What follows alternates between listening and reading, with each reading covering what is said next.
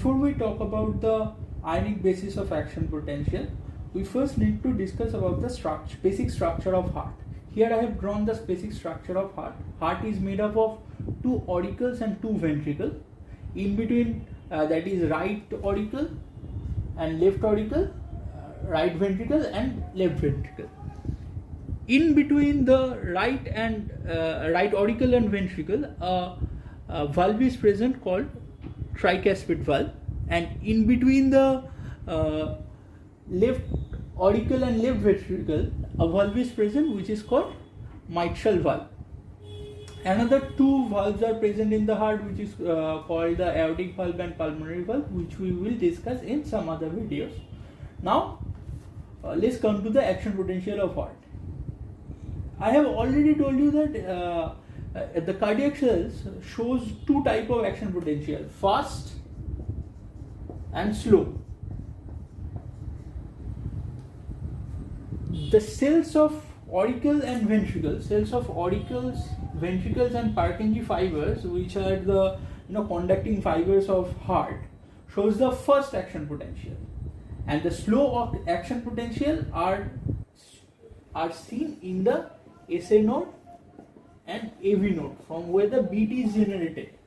So the slow action potential is seen in the nodal tissue, whereas the first action potential is seen in auricle and ventricle or Purkinje fibers in those cardiomyocytes. So let's come to the graph of action potential. Here we can see the graph of the cardiac action potential is significantly different in compared to the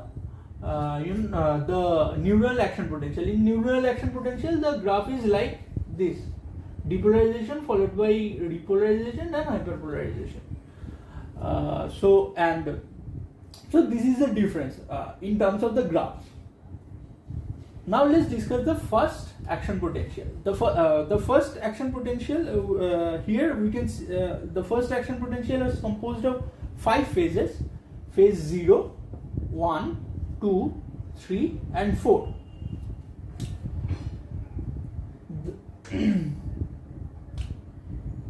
Okay, the phase 0 is characterized by the rapid upstroke due to the influx of sodium ions through the sodium channel into the cell. So this phase 0 is occurring due to the influx of sodium, just like it was happening in the nerve cells. Sodium is entering the cell, and the sodium is rapidly entering the cell, and the upstroke is here is seen. Okay. Next is the phase 2. Next is the phase 1. Sorry.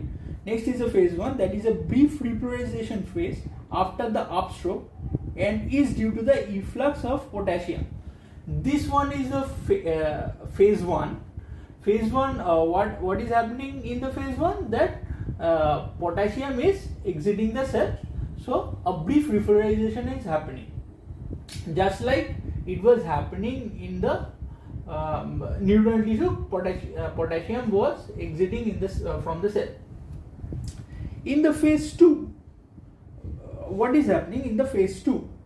Phase 2 is a plateau phase which occurs due to the influx of calcium, which is counterbalanced by the potassium efflux. This phase, the phase 2 phase, is new and it is key for the first action potential of heart. Here what is happening is that calcium is entering the cell. Calcium is entering the cell, and potassium and along with that potassium is exiting the cell. The amount of calcium which is entering the cell exactly the amount of potassium which is exiting the cell. So this effect is counterbalanced. That's why we are getting this plateau phase. And after that, phase 3 is observed, which is characterized by the slow but steady repolarization due to the efflux of potassium. Okay, this is the phase 3 where potassium is exiting the cell, and followed by the phase 4, which continues till the membrane repolarizes to the resting state. This is the phase 4.